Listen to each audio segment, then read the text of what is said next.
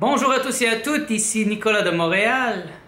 On est mardi et aujourd'hui j'aimerais profiter de ce moment pour partager avec vous la 7e expérience psychédélique que j'ai faite cet été.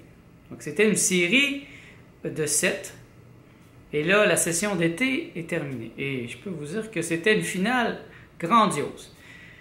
Je me suis même demandé si je pouvais la partager avec vous parce que c'est complètement fou. C'est vraiment fou. et même à l'instant où je vous parle, j'ai encore un doute. Mais je vais le faire quand même. Je vais le partager avec vous. Puisque vous êtes là presque à tous les jours, ça va vous aider à comprendre vraiment jusqu'où on peut aller dans le domaine des psychédéliques. Alors c'est ça. Vendredi, j'ai fait mon expérience le matin. Moi j'aime ça, prendre ça le matin. Je me réveille. Je fais mes étirements, je vais au gym un peu, faire du cardio, et là, bang! Et là, j'ai fait une dose super héroïque. Je dois vous dire que c'était vraiment intense. Donc, j'ai commencé l'expérience par du pranayama, donc exercice de respiration, que je fais de toute façon à tous les jours. Cette fois, ça s'est encore mieux passé, parce que j'avais testé la chose la dernière fois. Et donc, l'exercice de pranayama, c'est...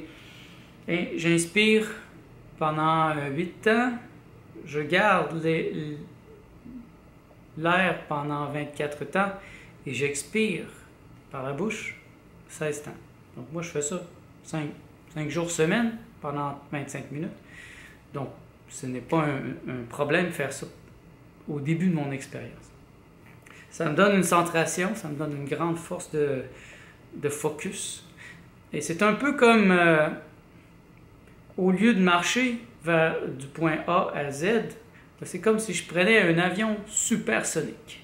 Donc, ça va directement au point Z, au point désiré, sans passer par tous les états secondaires, primaires, tertiaires, que j'ai vécu dans les premières expériences. Les premières expériences que je vous ai vécues, il y avait toujours une résistance, un combat, des intrusions, des choses comme ça. Mais donc, là, j'ai vraiment bien compris comment me débarrasser de ces pertes de temps. Donc, pranayama, un bon 45 minutes, peut-être 1 heure.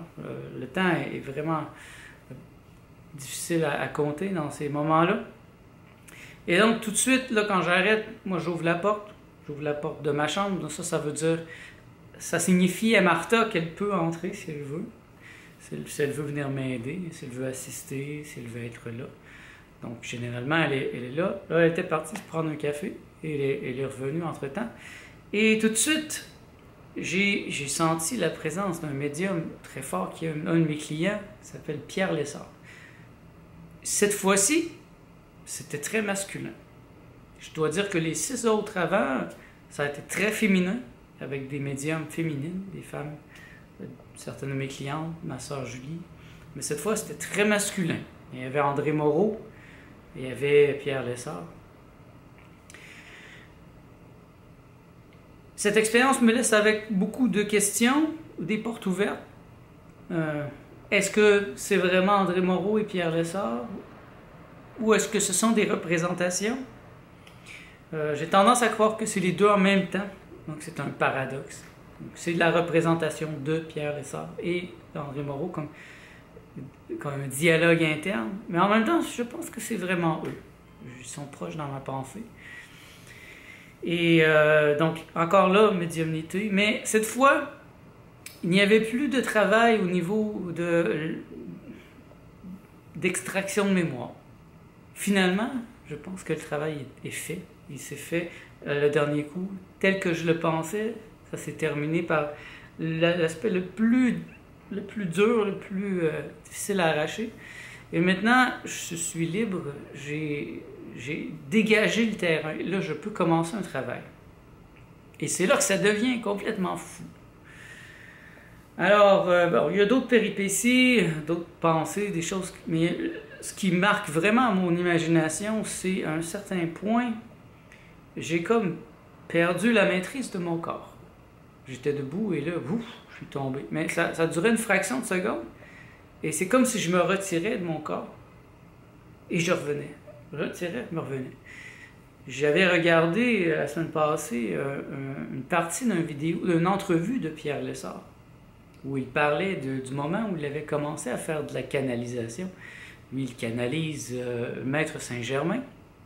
Et donc, au début, il dit que c'était difficile, parce qu'il y a comme une énergie qui rentre dans le corps et qui prend la maîtrise pour parler. Donc, c'est la canalisation.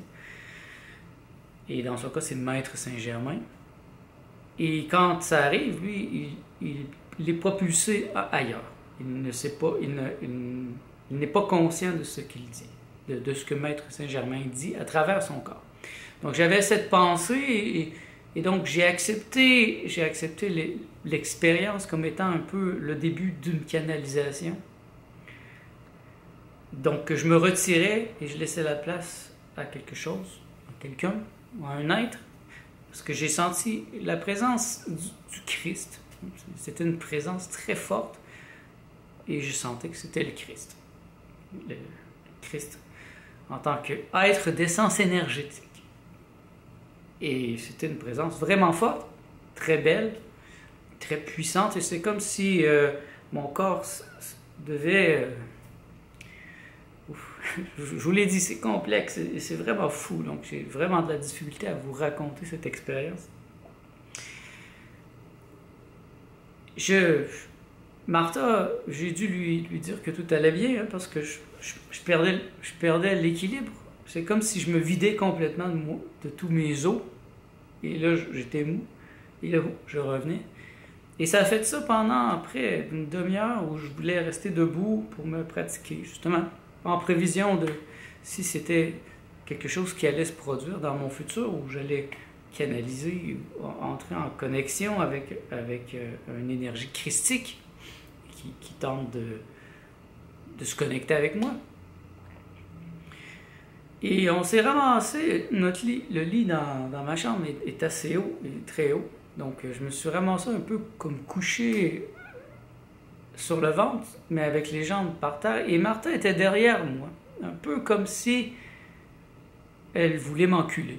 C'était la position la plus confortable pour elle, pour me tenir, pour m'empêcher de tomber.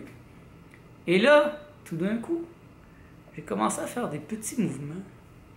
J'ai senti comme j'étais un insecte. Ou comme si un insectoïde avait pris la maîtrise de mon corps. Si je laissais les choses aller, eh bien, le mouvement se faisait comme un code. Un petit coup à gauche, c'était les fesses, je bougeais les fesses. Un petit coup à gauche, un petit coup à droite.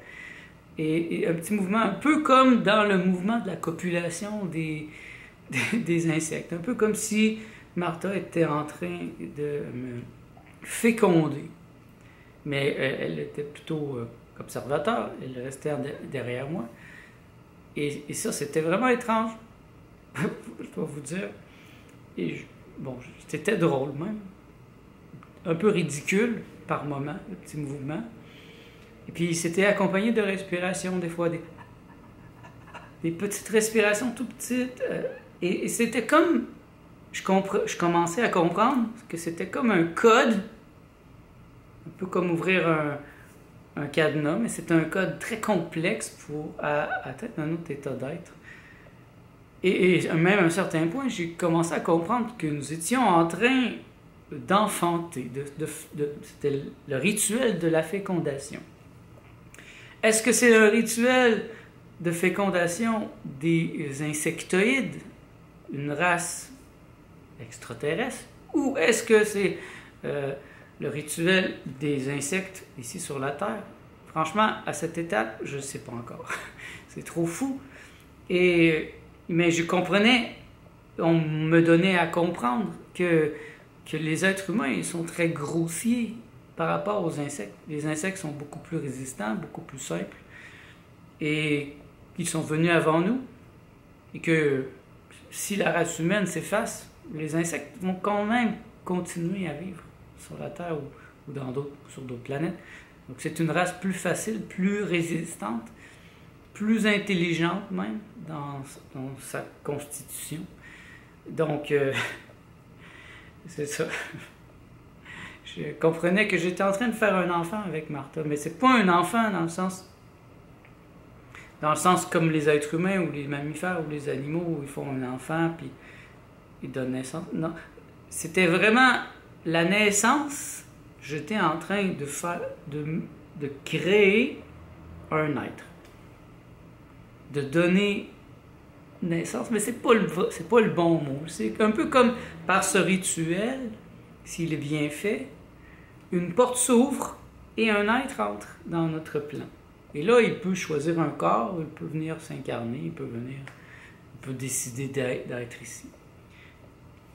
Et donc, j'ai compris comment on fait un être, comment on crée un être, mais à un niveau, à la source. Je vous ai souvent parlé que je vais à la source pour l'aspect spirituel des maladies et tout, et c'est la même chose. Comment faire un enfant à ce niveau-là, ou comment créer un être, en fait. Est-ce qu'on crée un être? C'est très paradoxal et c'est vraiment difficile à définir. Et donc, à un certain point, j'ai compris que c'est ça qui est en train de se produire. Et c'est peut-être aussi comme l'annonce de la venue du Christ, c'est l'annonce de la venue d'un être très important sur ce plan et qui devait être mis au monde par moi et Martha. Et encore là, est-ce qu'un membre de ma famille va avoir un enfant bientôt ou est-ce que cet enfant, finalement, ça c'est des questions ouvertes, je ne sais pas exactement, mais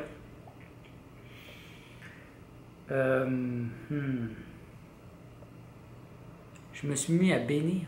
J'ai compris que je devais bénir.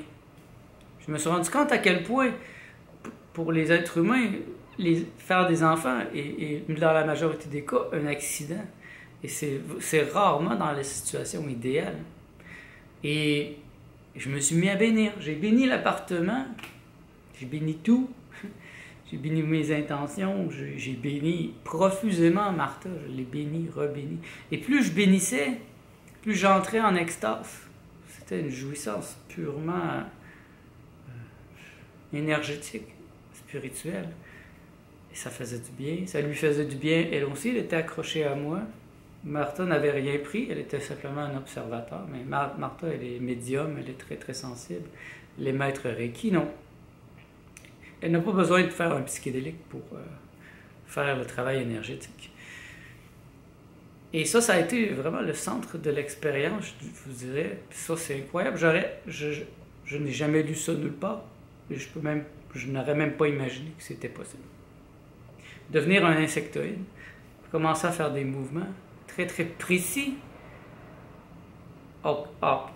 Est-ce que c'est un insectoïde qui a pris la maîtrise de mon corps? Est-ce que c'est moi qui ai entré dans des mémoires akashiques, des mémoires ancestrales qui m'ont permis de faire ce mouvement extrêmement précis sans même y penser? Ça se faisait tout seul. Et que j'étais comme un observateur. Et donc, c'est ça. Cette expérience est complètement incroyable et me montre que j'ai bien fait mon travail cette année. Que là, je suis prêt à passer à la prochaine étape. Une étape assez incroyable. Je suis moi-même curieux vers où ça va aller.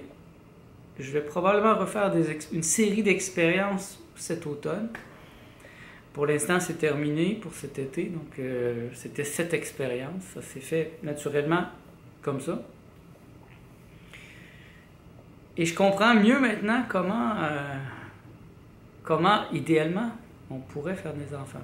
J'aurais pas d'enfants dans cette vie, mais si j'avais à avoir des enfants, ou si vous avez pas encore d'enfants et vous en voulez, je pense que lors de la conception de cet enfant, il devrait y avoir une intention et il devrait y avoir une bénédiction. Vous devriez bénir, bénir, bénir, bénir. Bénir le lieu pour que ça soit un endroit idéal dans la vibration pour accueillir ce nouvel être. Comme je vous dis, je reste avec plusieurs questions, mais dans l'ensemble, je suis vraiment très satisfait. Ce n'est pas des questions insolubles. Ma soeur va venir en fin de semaine. Ma sœur Julie, elle est médium, donc je vais lui poser quelques questions, voir qu'est-ce qu'elle pourrait me dire sur l'explication de cette expérience.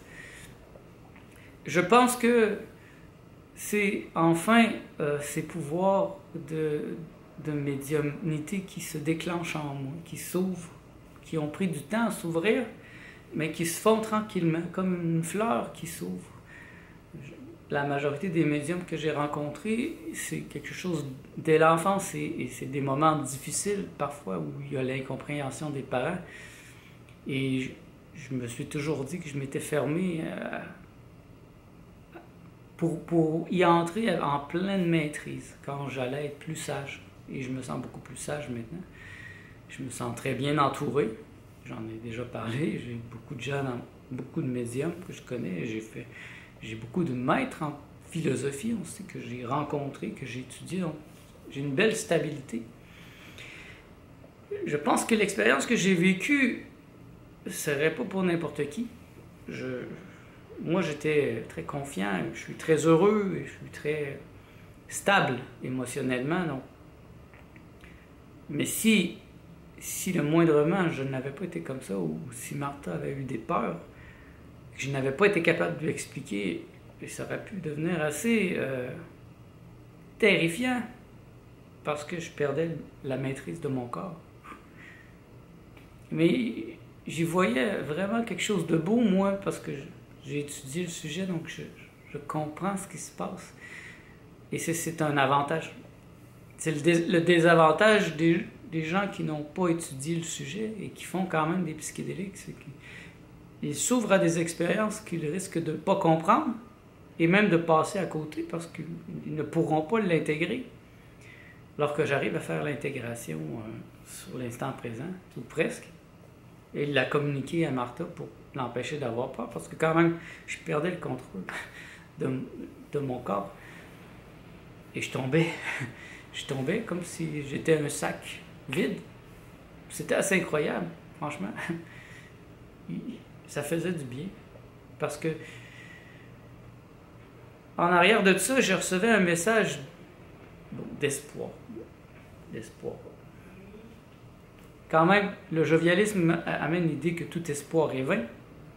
Mais il y avait quand même cet aspect important qui était là, que je ne suis pas seul, que nous ne sommes pas seuls dans l'univers, qu'il y a d'autres races, et qu'il y a des races comme ça, très avancées dans la vibration, qui sont prêts à communiquer avec nous si on est à l'écoute, si on est prêt à les recevoir avec sagesse, parce que c'est le mot. Cette présence du Christ, c'est pas la première fois qu'il se manifeste à moi, mais cette fois, elle était beaucoup plus précise. C'est comme voilà, je suis pas capable de décrire. En fait, c'est mon être. C'est mon être qui se manifeste. Si je veux le voir comme ça, si je veux le voir comme quelqu'un qui est centré, eh bien, c'est mon être. C'est pas quelqu'un d'extérieur qui s'est manifesté, mais c'est bien mon être qui a pris la maîtrise de la situation. Et en ce sens, c'est un enseignement très profond. Donc, si vous avez des suggestions, des commentaires, si vous avez des ressentis, ça vous est déjà arrivé,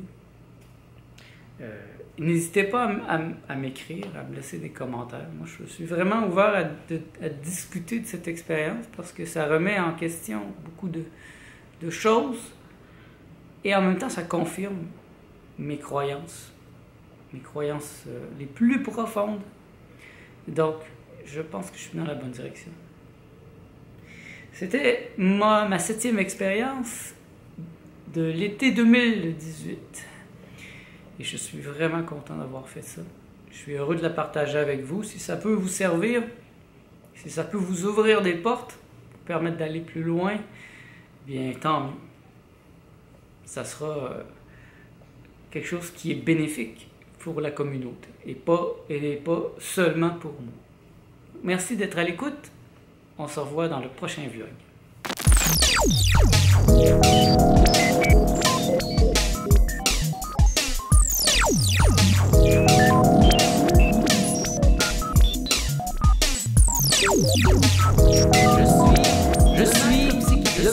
psychédélique ne passerait pas, il ne révélerait pas encore rien.